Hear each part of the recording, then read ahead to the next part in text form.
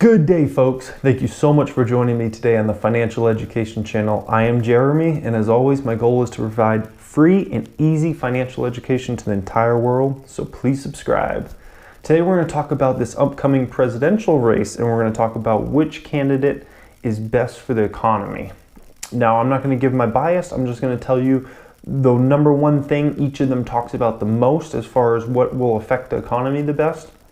They all have a lot of different things and whatnot that they talk about, and we're only going to talk about the four main candidates, the four candidates that truly have a chance to win this presidential race. So we're going to talk about Donald Trump, Hillary Clinton, Bernie Sanders, Ted Cruz. Those are the four that are, one of those will win the presidential nomination.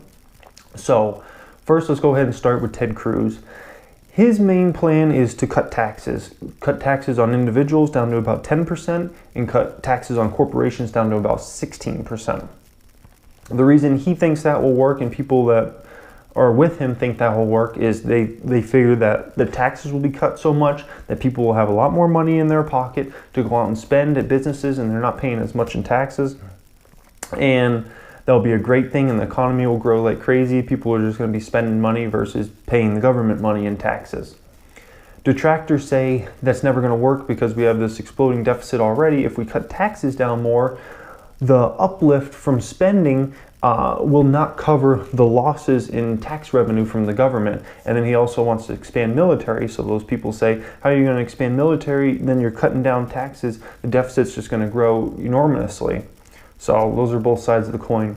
Next candidate we'll talk about is Donald Trump. Donald Trump's main plan is to change the trade deals we have with other countries, to put them in favor of the United States and bring a lot of jobs home that are now in other countries, such as factory jobs, making clothing, making all types of stuff that's made in other countries currently. He believes that will create tons of jobs here in the States, and those people will have money to spend, and that'll be great for the US, and then we won't have deficits with those other countries. Now, detractors say that won't work because it'll make just everything so expensive, because right now workers in China or India or a lot of those places are making equivalent of $1, maybe $1.50 an hour. And if you bring those jobs home, those workers are all going to be making $7, $8, $9, $10 an hour. That means the price of everything is going to go through the roof because the labor expense is going to be so much more.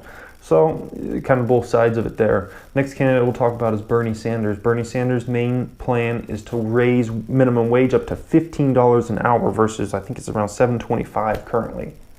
So a huge jump. Him and his people believe that will work because everybody will have more money to spend. It will take the people that are making $7, $8, $9 an hour right now off government assistance, because a lot of those people are on government assistance because it's hard to live on those types of wages.